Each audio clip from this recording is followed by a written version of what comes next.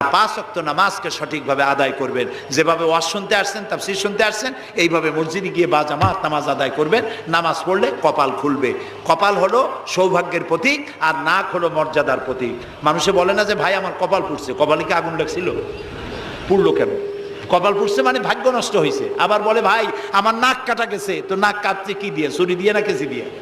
নাক কাটা গেছে মানে কি? মানে হলো ছেলে আর মেয়ে এমন কাম করছে, বেইজ্জত হয়ে গেছে, আমার নাক কাটা গেছে। তাহলে বোঝা গেল নাক হলো মর্যাদার প্রতীক, আর কপাল হলো মর্যাদার প্রতীক। সৌভাগ্যের প্রতীক কপাল, আর মর্যাদার প্রতীক হলো নাক। এই নাক আর কপাল দিয়ে কেউ যদি তার ভাগ্য সুপ্রসন্ন করতে চায়, মর্যাদা যদি বৃদ্ধি করতে চায়, দৈনিক 5 বার এই কপাল আর নাক দিয়ে আল্লাহর দরবারে সেজদায় পড়ে যাও। আল্লাহ রাব্বুল আলামিনকে যত সেজদা দিবে আল্লাহ তত খুশি হয়ে যাবে। নামাজ